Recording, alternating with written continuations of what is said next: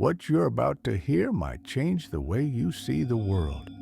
But before we begin, subscribe to Tony's Horror Stories so you're not alone when the darkness returns. Hospitals are places of healing, or at least they're supposed to be. But when the lights dim, when the machines fall silent and the halls grow cold, something else often stirs beneath the surface, something unexplainable. From vanished patients to voices that echo from sealed rooms, from ghostly monitors to forgotten morgues, these stories go beyond the urban legend, because some places are never really quiet, and not every patient leaves. These are 5 of the creepiest hospital horror stories ever told, each one wrapped in whispers, shadows, and possibly the truth. One, the 13th floor doesn't exist. Almost every hospital skips the 13th floor. It's tradition, superstition.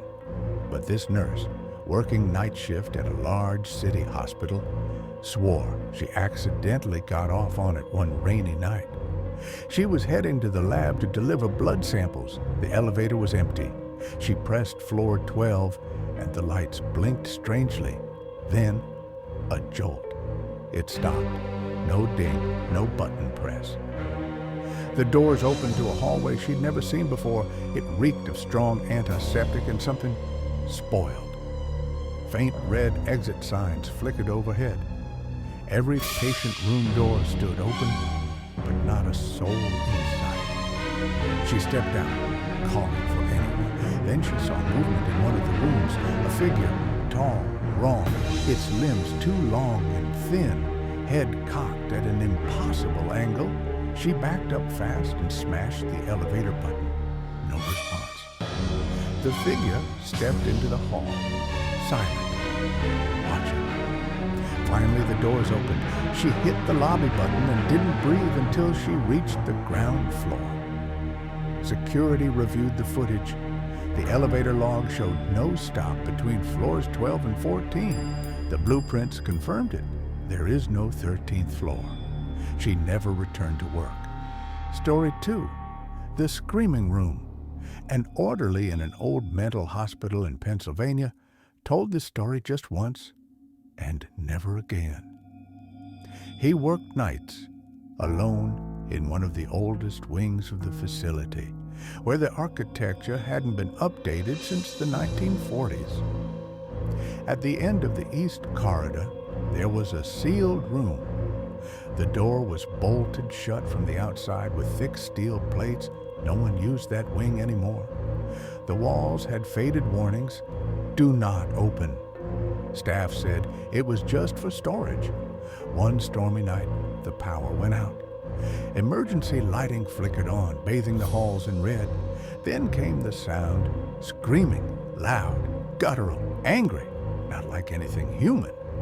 He followed the sound. The bolts were undone. The heavy door now slightly ajar. Inside was a rusted bed frame, splintered restraints, and claw marks, deep and violent on every wall. It looked like something had lived in there, something that had tried to get out. When he stepped closer, the door creaked. He tried to push it closed, and something pushed back. He slammed it, re-bolted it, and ran. For days he couldn't sleep. 3 nights later, he woke to find matching claw marks across his bedroom door.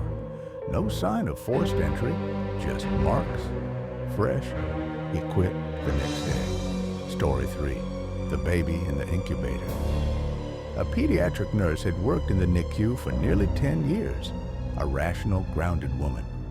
She didn't believe in ghosts or stories until one shift changed her forever. It was after midnight, and the wing was quiet. Most infants were asleep. She was logging vitals when one of the incubator monitors suddenly activated, "Baby crying detected." But that incubator was empty. She walked over thinking it was a malfunction. But as she peered inside, she saw something, a shadow, curled like a newborn for a second, and then gone. Confused, she turned to call another nurse. That's when every monitor in the room lit up. Heart rates, oxygen level, flashing, pulsing, all at once. And every rhythm was identical. She ran out. Doctors reset the system, said it was a rare power surge. A week later, an older nurse asked her which incubator it was. When she told her, the woman paled. That's where the Carter baby was. He passed 5 years ago. Surgical error. That monitor's never worked right since. She transferred to a different department within a month. Story 4. The Night Shift Visitor. In a rural Japanese hospital, a night security guard began noticing something strange. Every Thursday at precisely 3:44 a.m., one of the surveillance feeds in the oncology wing would show a patient wandering. She wore a hospital gown, her hair long, face never visible. At first, he thought she was disoriented, but every time he zoomed in, the image blurred, not pixelated. Blurred, like the camera couldn't see her clearly. Each week, she appeared closer to the nurse's station. Same direction, same pace. One night, she stood directly in front of the camera, looked up. The feed glitched violently. He blacked out. When he awoke, it was daylight. Co-workers said they found him sleeping, but the tape showed him screaming before he collapsed. The wing she appeared in had been closed off for asbestos cleanup years ago.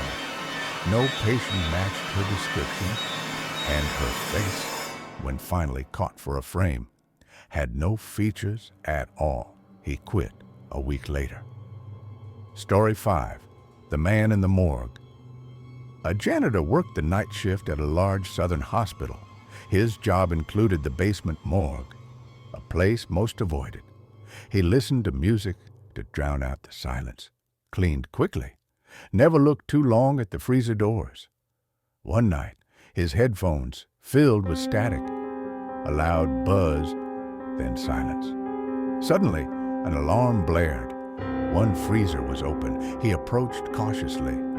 Inside, nothing, no body, but the toe tag still hung from the tray as if someone had been there moments ago. He turned to leave, then noticed footprints, bare, wet, leading into the corridor. He followed slowly, heart pounding. The hall ended in darkness. Nothing there. Returning to his cart, he froze. A man stood beside it, pale, in a hospital gown. Soaked, expressionless, he looked at the janitor and said, "I wasn't ready. Tell them I wasn't ready." And then, gone. The tag from the freezer. It had the janitor's name. He never came back. You made it to the end. That says something. If this story made you glance over your shoulder, leave a like, subscribe to Tony's Horror Stories, and keep a little light nearby while you still can.